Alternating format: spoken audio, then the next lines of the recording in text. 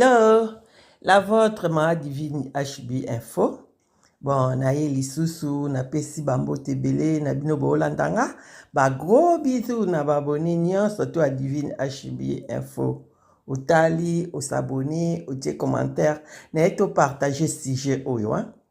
Po eza bato ebele na biso surtout biso ba-africain, bato ebele na biso ba-congolais, bato ebele na oyo bakwayaka na nzambe na oyo bakwayaka na nzambe te bandima likambo oteke soki moto akufi akoki obotama lisusu te. Me esalaka somo nga na vivango mwa moke aoloba makambo moko. Mais sikoyo ye lisusu na mama oyo, mama na biso ba-africain, tobenga yango kindoki. So moniki oboti mwana, na basini moko obia mutu moko to okufa na famille na bino, litoyi etoboka, obia azalaki na lisapi moko ya ndambu, azalaki boye tobenga yango kindoki. Po na biso ba-africain kindoki. Bon sikoyo, na mindele sikoyo. Eza isu kindoki. En tout cas, bolanda na mama oyo, après so bolandi so to si to développer encore. To landa na mama oyo, to lande na bokebi. Il m'est arrivé une dinguerie aujourd'hui. Donc mon petit garçon, il a 4 ans et c'est vrai que depuis qu'il est tout petit, depuis qu'il sait parler, il nous explique qu'il parle espagnol. Sauf qu'il ne parle pas du tout espagnol. On est déjà allé en vacances en Espagne, mais je pense qu'il n'avait même pas compris à l'époque qu'on allait en vacances en Espagne parce qu'il était trop petit. Il parle français, il parle norvégien aussi couramment, mais dans tous les cas, espagnol, pas du tout. Et aujourd'hui, on est en train de conduire dans la voiture et là, il m'explique que voilà, il parle espagnol. Et je lui dis, non, mon cœur, je suis désolée, tu parles pas espagnol. Et il me dit, si maman, je parle espagnol. Enfin, plus maintenant. Je parlais espagnol il y a très très longtemps quand j'habitais en Espagne. Ok, il y a très longtemps. Donc là, je commence à me dire, bon, on va voir un petit peu, vu qu'il fait que me parler de ça depuis toujours, où ça peut nous mener. Je lui dis, mais quand tu habitais en Espagne, t'étais une dame qui vivait en Espagne, un monsieur qui vivait en Espagne? Il me dit, ah non, j'étais pas une dame et j'étais pas monsieur. Je lui dis, bon, mais t'étais quoi alors? Il me dit, mais j'étais un petit garçon. Je fais, t'étais un petit garçon tout seul en Espagne? Il me dit, oui. Ah bon? Et comment ça se fait? Ben, j'étais un petit garçon en Espagne avec mon autre maman. Ton autre maman?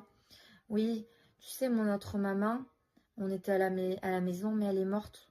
Elle est morte parce qu'elle avait très très mal à son rein. Alors déjà, il sait pas du tout ce que c'est les reins. À la limite, il m'aurait dit qu'elle avait mal au cœur ou au ventre, peut-être, mais à 4 ans, il sait pas du tout ce que c'est les reins. Je lui ai jamais parlé de reins, il ne sait pas ce que c'est. Donc déjà, première chose un peu étrange. Et là, je lui fais, ben, du coup, toi, t'as fait quoi pendant que ta maman était morte? Et là, il me dit, eh bien, j'ai attendu, je faisais rien, mais j'avais très très faim. J'avais faim et j'avais pas à manger. Il dit, je pouvais même pas regarder la télé. Ok, et je lui fais, tu faisais quoi? Et j'attendais auprès d'elle, mais elle était morte. Ok, je lui fais, et ton papa, il était où? Il me dit, ben c'est là que c'est triste. J'avais pas de papa, j'avais que ma maman, mais elle était très très très gentille. Ok, et je lui fais, tes frères et tes sœurs? Il me dit, mais j'avais pas de frères et pas de sœurs. Ok, bon, on rentre à la maison. Et là, il s'assoit dans la voiture devant avec moi quand on se gare. Il se détache, il vient s'asseoir à côté de moi. Il me regarde, il me dit, tu sais maman, mon autre maman aussi, elle avait des boucles d'oreilles, juste comme toi. Et je trouve ça marrant parce que c'est vrai que ça, c'est quand même des boucles d'oreilles assez classiques. C'est vrai que c'est... Voilà. Enfin bref. Je fais, ah, d'accord. Et là, il me dit, tu sais maman, comme j'avais trop faim, ben, je suis sortie dehors. J'étais tout seul, j'étais perdue, j'étais sur la route. Et là, il y a une voiture qui est passée et elle m'a écrasée. Là, j'ai commencé à me sentir trop mal parce qu'en fait, le truc, c'est que son histoire, elle commençait à... Je vous saute un petit peu des détails, mais elle commençait vraiment à être hyper détaillée. Il me dit, et j'ai été écrasée. Et après, je me suis réveillée et c'était toi, ma maman. Du coup, en vrai, je me sens un peu chamboulée parce que moi, j'y crois quand même un peu à ces histoires. Et surtout qu'en fait, depuis toujours, même à la crèche, je me rappelle, j'avais parlé avec ses maîtresses en Norvège et je lui avais dit, écoutez, est-ce que vous travaillez sur l'Espagne? Parce qu'il fait que me parler de l'Espagne tout le temps. Elle me dit, ah mais pas du tout. Donc il a depuis toujours ce truc avec l'Espagne et je sais pas pourquoi. Et dites-moi dans les commentaires si ça vous est déjà arrivé, si vous avez déjà vécu une expérience un petit peu comme ça. Voilà, mais je trouve que cette histoire c'est dingue. Et enfin voilà. Il m'a dit par contre, oui, il a détaillé. Et je lui ai dit, est-ce que ça t'a fait mal quand tu t'es fait écraser? Il m'a dit, non, pas du tout, je me suis réveillée, j'avais une nouvelle maman. Waouh! Oh, likambo somo boye, likambo munene boye. Eh, boyoki nde mama alobi, mundele. Mwana, oyo memi 9 mois na libumu na yo, oboti ye yo moko. Akobetelo sikoyo, alobelako masolo boye. Eza likambo ya somo. Mwana yo oboti, akomi oboti kobetela yo lisolo ya vie passé na ye.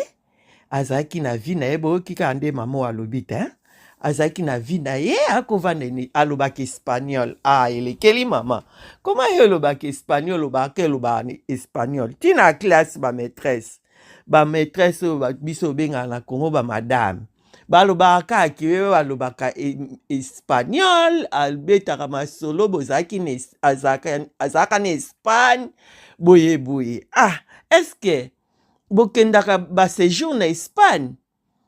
Mama abino nayebi kaka kelere azalaki bebe, na bebe naki bebe bakendaki vacances na Espagne, mais akoki kose rappeler na ba souvenir wana ya kibebe wana te, eza impossible. Na voiture atuni mwana esiko, koma yo olobaki oyebi espagnol, ozoba eza espagnol, eza espagnol ta? Koma yo oyebi espagnol? Tia ye kwavuye nayebi te, mais nazalaki kovanda na Espagne.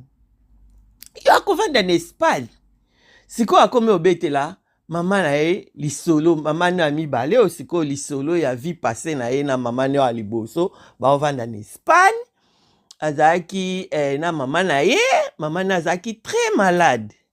Mama na ye aye kokufa.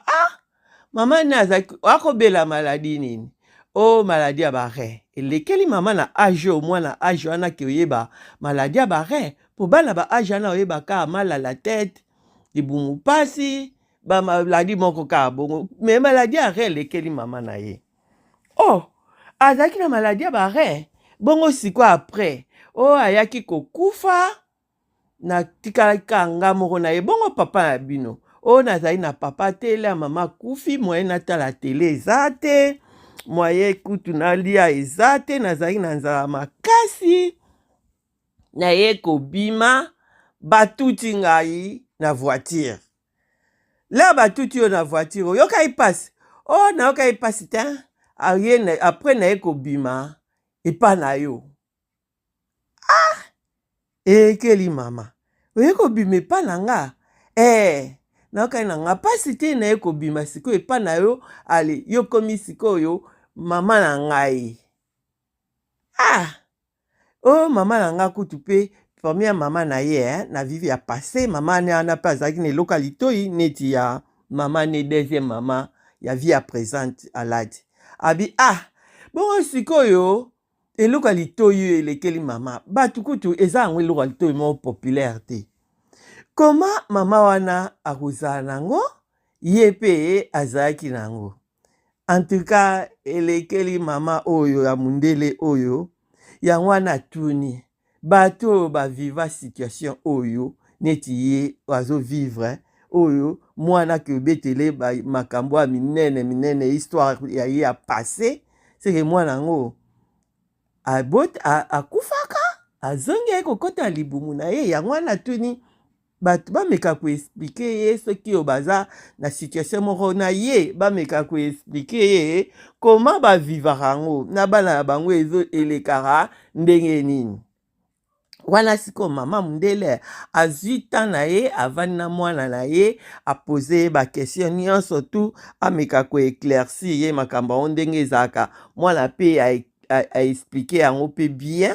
Mama panike te, atuni ka conseil na batu eleka ndeni. Mais soki ezalaki biso ba Congolais oyo tomonaka Africain nyonso be oya biso nde dose le kaka komona kindoki partout et ngoro banda au nom de Jésus les 100% de Jésus et détruire nyonso to amabeza kala mwana nanga oh boye boye ce qui peut kokite détruire oh yo beleli et détruire te ko benga pasteur ale basali na nzambe bayeba imposer moi no liboko basala délivrance ba imposer mwana liboko oya mabe ale baye pe bazwi na étoile mwana no oyo eza kati ya mwana no bake nango ale ya wana tomonaka bana ebele oyo badelivraki azali mwana mokie balokisaki bapesi ye kindoki na kibebe na libumu basalaki délivrance mwana akoli akomi yo mwana akomi kovivre vie moko ya désordre mwana akomi vie ya moyibi vie ya kindumba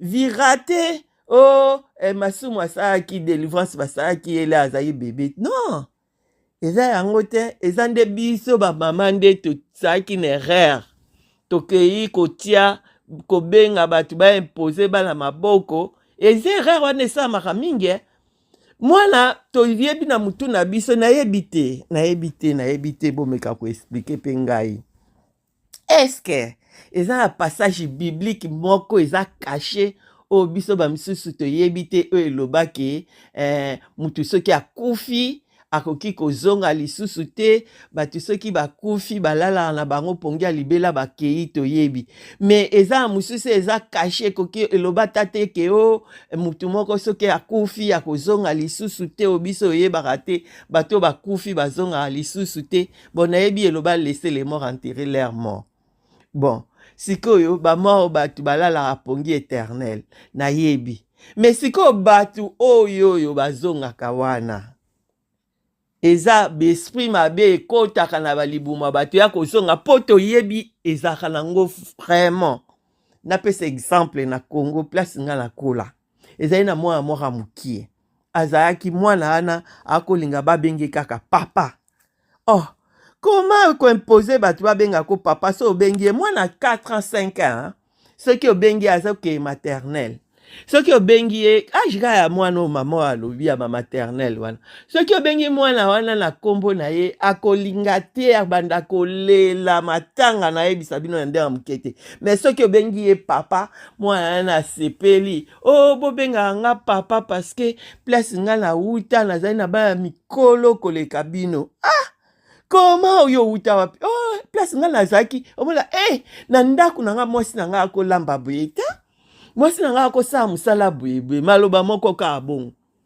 mwana wana epa na bango ekoma iti nini wana ezali nango groupe de prière ebele te boye bapaster oyo kaka bayebanaki bakomaki koya koprie mpo na mwana wana mais sikoyo nde tokola mwana wana azala ne mpe na vie ya malonga te c'est sûr bamaboko oyo bazalaki koya koimpose mwana wana akoma kokola lokola kuluna bino yo kobenga moto ya koimpose mwana la mosusu mwana no abotami na étoile moko aya impose maboko ayibi étoile yango atie yo ya mabe na kati alongoli oyo ya malamu nzambe atiaki ye abotamaki nango atiaki ye akola nango ale atie ya mabe mwana akomi kokola na vie ya malonga te na vie ya désordre ale wana sikoyo okomi kokondane mokili non eza erreur na yo moko erreur ya baparent tosalaka po yo moko mpo oza capable ya koprie mpo na mwana so omona clair te osengi vraiment nzambe alakisa clair soki eza molimo mabe obia nini epuis bana misusu mpe nde babotana opesaka exemple mosusu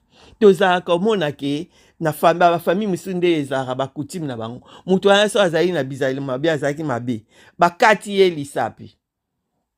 ye lisapi ndenge akufaki bakati ye lisapi mpo azonga lisusu te omona na famille mutu mosusu ayi kobota mwana akatana lisapi pe place nde bakataka lisapi mutu wana oka babi na bokoko baba mutu yango asongi napesa exemple mosusu nazalaki na hôpital lea nabota ye mwana na nga na rotunda tozali na congolaise moko abota ye mwana tobota ye banga mwana nga mobali ye mpe mwana ya mobali mwana ya mobali azali na litoi etoboka neti biso basi batoboka matoi tolataka nini eloko ya litoi mwana yango abotami lokola mwana mwasi me mwana mobali babengi bapaster baoya na putel wana baya kobondela mwana bebe babondelaka ye batiaka ye liboko nga place nazali ka na otalaka ngai koma yo mama okoki obondelaka te mwana wa mokie boye baka koimpose la main ozomona nyonso wana berere na biso baparent mosusu nayoyebisa bino kaka na France awa mwana bato ya mundele ndenge ezalaka kaka o baconnaissance ya bato ya mwindu ya bovandi immeuble moko mwana yana azalaki soki ozoloba mabene mwana ba 6 mois ba 4 mois ba 6 mois mwana ana soki otali ozoloba mabe na ye omona na lingala onika biso bato mwindu lia mosusu oki otala mwana bato bandi koloba na lingala soki ozoloba akotala yo na lisu moko mabe la mosusu omoni bana mike nde balobaka kaka omona kobimiselo momoko boye momoko ya bakoko ya bafrançais ya bakala bakobimisa nomona mo yango mpe bimi clair na ndenge bana mike me okomprendre ke ayebisi yo boye la mosusu mwana yana ozopesa eloko aboyi mwana mokie soki ozoforce akobimiselo no moko avua moko ozomona ke ovua moto akala biso bakongolais tokomi obenga mwana bato ya mundele ndoki bebe ya bato bebe wana aza ndoki tala nde teke okotisaki ndoki na famille ya bato eputa bango bamona bango eza normal mwana bango azali mosusu koko na bango moko akala azongi ancêtre na bango moko akala ancêtre azongi ancêtre akala azongi biso tokomi obenga mwana na bakongole bakomi obenga mwana na ndoki bon loko elekai na France nayebi te so mwana mpe akola nde nini nayebi te ozomona berere oyo biso tosalaka yango nga na tuni soki eza na passage biblique moko eza caché biso tomona yango te place elobaka ke o bato oyo bakufa bakoki ozonga te bino bato boyebi la parole de Dieu bemoka kopesa biso ba passage biblique po biso totambolaka selon la parole non oyo ezo Bible ezo te ya biso yango tote et totambolaka selon la parole de ya Bible bomeka ko expliquer biso ça eza na parole moko caché quelque part biso toyebi te bopesa biso ba verset yango toyeba placer balobi ke mutu soki akufi akoki ozonga te napesa exemple mosusu na kulungongo eza na bakoko na biso baobete ya biso liso po biso eza bato ya bazaye bato misu mpe bayebi yango eza bamindele mo na kulungongo place basalaka basikre na kompani wana bamindele bakozala bilongi ya bakongolais ya bafamille ya bato oyo baza na kati ya bakoko ya bato oyo bazalaki na kati na bazaye kuna na baza kosala na baizine wana ya sikre sikoyo mindele wana bakoko nde koko na biso baobeta biso lisolo eyai bakoko na bango akala bakufaki bake kobotama na poto bake kobotama na poto kuna na poso ya mindele ale na po ya mindele sikoyo bazongisi bango na Congo mpo baya kosala na izini wana ya sikre na Kwilungongo omona pe muto soki boza na bafamille oyo bakoka bilongi wana na bafamille yango muto oza na kapasité ya kosala na kati ya izini wana ya sikre bazopistone bango mpe bazozwa bango mona kolinga famille na mingi selon bango eza bakoko na bango ya kala bazongi sikoyo na po ya mindele bayaki na bango mpe kosala bato mabe te bazali kutu mpo na bien na bango kosunga ale sikoyo wana sikoyo ezaka lokuta bato bakufa bazongaka te na Bible explique ta place moko te ke elobake mutu moko akufaki azongi aeko renaître de nouveau ezaka nini ezaka te ke soko okufi yo ozongi sikoyo nde toyoka Bible ekala ezalaki mutu akufaki nde balobake neyebi te so eza biblique so mpe nini nde baba mutu akufaka azalaka nini méchant akufaki azalaki méchant nzambe azongisi ye sikoyo na vie ya sika na vie ya passé azalaki méchant nzambe azongisi ye na vie ya sika mpo achange akoma osala malamu uswati bato mosusu mutu yango sikoyo na vie ya kala bato oyo tomona basufraka oyo nde bato balobaka o bato basengaka bambongo na nzela o na vie ya kala bazalaki baméchant yango sikoyo na vie ya sika baye kobotama handicapé baye kobotama phaser boyebe bon likambo yango ezalaka ya solo to alokuta nayebi te natiki bolanda émission boyoka bomeka koexplike bakorépondre nga na bakestion nyonso tu En plus, hein, vous aimez émission, vous commentez, vous s'abonnez massivement. Bah bisous, bye.